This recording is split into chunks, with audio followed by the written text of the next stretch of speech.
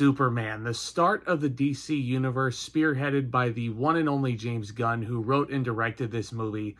Yeah, nobody was anticipating this one at all. Matter of fact, I was the only person in this theater tonight. I was in there all by myself, got to enjoy it in pure silence, with no applause at the end of the credits.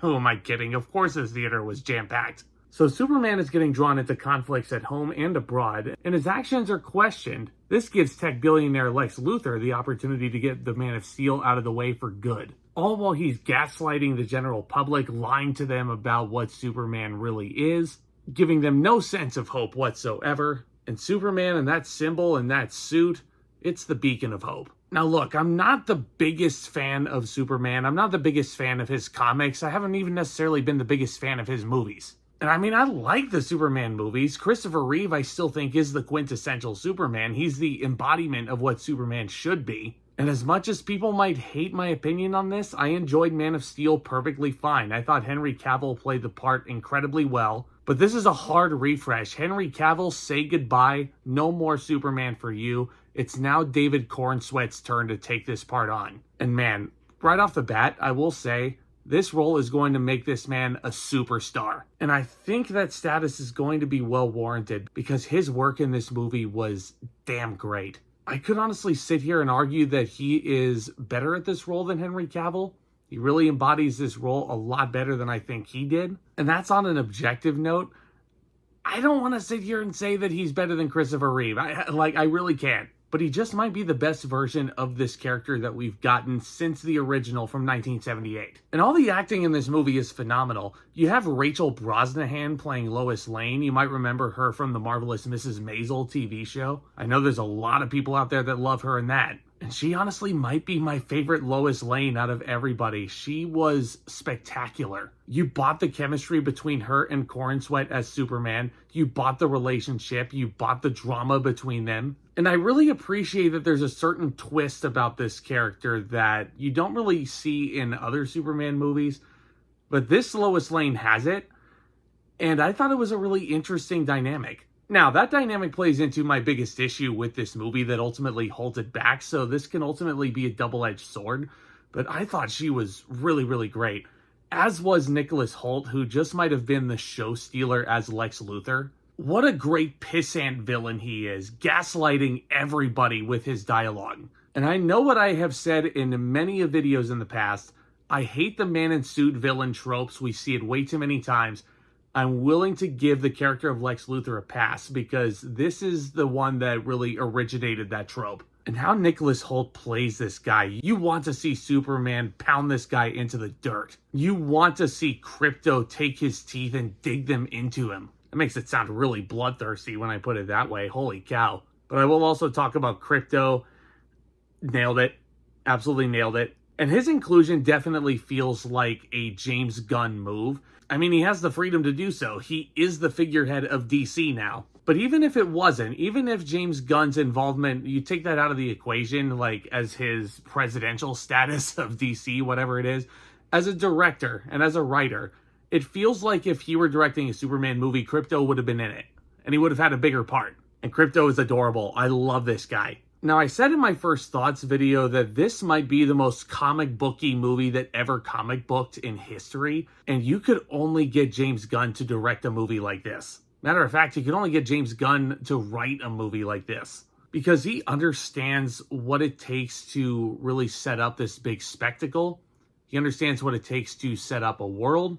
He understands what it takes to include all these other characters. And there's a lot. This movie is jam-packed. You have Nathan Fillion in here as Green Lantern, and he gets some funny one-liners here and there. Isabela Merced, who I just praised heavily in my Last of Us Season 2 review. She played Dina. She appears as Hawk Girl in this movie. She's a lot of fun.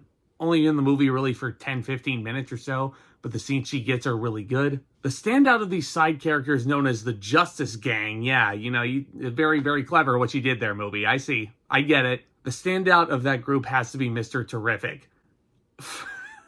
That guy had me cracking up. And that's all I'm going to say about that. Because I dare not spoil a damn thing this guy's involved in. Now, the cinematography in this movie is grand. A lot of this was actually shot for IMAX, similar to how Avengers Infinity War and Endgame were. And the CG is all super convincing. The scenes where you see David Corenswet as Superman flying around, those all look fantastic. And James Gunn is no stranger to this genre. He knows how to make good action. And the action sequences in this movie are a lot of fun. And like I said, Superman 2025 is the most comic booky movie that ever comic booked, so it's going to be extremely colorful. Something the Snyder movies never really were. Now, I know a lot of my thoughts are going to piss off a good chunk of each fan base. I'm a critic. I'm allowed to voice my opinions here. I know my opinions are not going to be popular with everybody. But I'm also not going to sit here and say that this movie is one of the best of the year. This is not even close to my favorite movie of 2025. It definitely has a lot of issues. And a good chunk of that actually has to do, believe it or not, with the way James Gunn is directing some of these action sequences. There's a really awesome sequence involving a force field that utilizes a 360 camera movement. And that all feels very James Gunn. That was a very thrilling sequence, but it almost feels like a lot of the action relies on that 360 method a little bit too much. Maybe too consistently. And I was honestly kind of wishing like the action had a bit more variety in there. Like there's a big sequence involving a gigantic monster just called The Thing, which I know is not DC calling out Marvel for bringing back the Fantastic Four in 2 weeks. I know that had nothing to do with it. But no, even though this is a very grandiose spectacle, it is definitely a movie that a lot of people will go out of their ways to see. Clearly, this parking lot was jam-packed when I arrived at the theater. And I arrived early. I usually arrive during previews nowadays. I was there early before previews even began. And it was really hard to find parking tonight. There were a lot of people anticipating this thing. And I get it. Superman is a very popular IP, so that might have had something to do with it. I think a big catalyst for getting people in the door is also, first of all, James Gunn's involvement, Guardians of the Galaxy, the Suicide Squad. That all explains it. But this is the Kickstarter of the new DC universe. This is the hard reset that Warner Brothers was looking for. And they advertise that to you. And that leads me to my biggest issue with this film. Superman 2025 is not an origin story. Now, I know what you're thinking. Zack, you just praised this movie for being a little bit different, for not really digging into the story elements that are too familiar. There's a certain story aspect with Lois Lane's character that I loved. But here's the thing. This movie was advertised to us to be the start of James Gunn's DC universe. But the movie begins actually with the teaser that you watched during the Super Bowl with David Corenswet laying there in the snow and he's hurt and he's bleeding. Very visceral imagery that you're not used to seeing in a Superman movie. And I love that you're seeing Superman vulnerable like that. And the whole idea, the whole message of this movie revolves around hope. What it means to be a human. Superman has this whole monologue at the end that is incredibly moving about what it means to be a human in this world right now. But the movie actually opens up before you even get into the action set pieces. This thing, it gives you like a whole big essay worth of text blurb about what happened before the events. This movie is banking on the fact that you know everything there is to know about Superman. It's banking on the fact that you should know everything there is to know about Clark Kent, who, by the way, is barely in this movie. You do not see David Corenswet as Clark Kent for more than 15 minutes, I swear. Now, especially over the past decade, you've had comic book movies in the past that feel like this. They don't feel like origin stories of these well-known characters. I can think of Spider-Man Homecoming and Matt Reeves' The Batman, which came out a few years ago. Those don't feel like the normal first movies for two of the most popular superheroes of all time. And I think this movie kind of lumps itself right into that trifecta.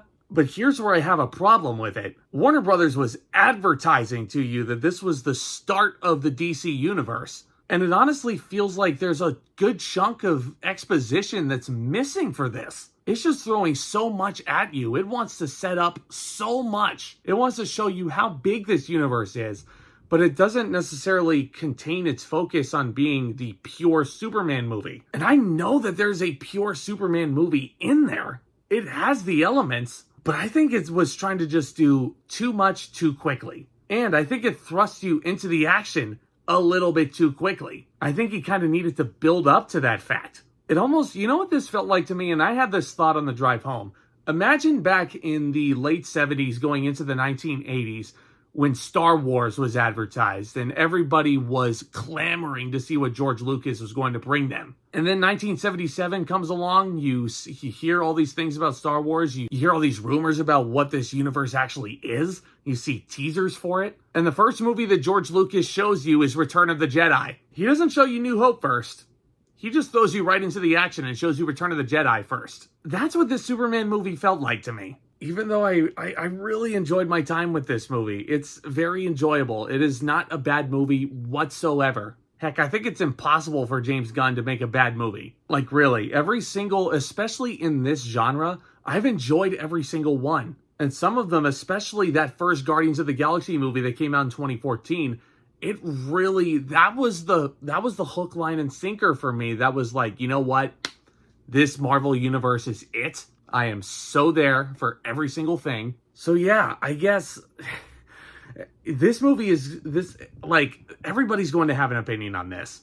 And a lot of you guys are going to watch this video and you're either going to love my opinions or you're going to really hate my opinions. I'm just looking at it from an objective standpoint where I see it. But there is no denying that this iteration of Superman is an enjoyable kick into the new era of DC under James Gunn.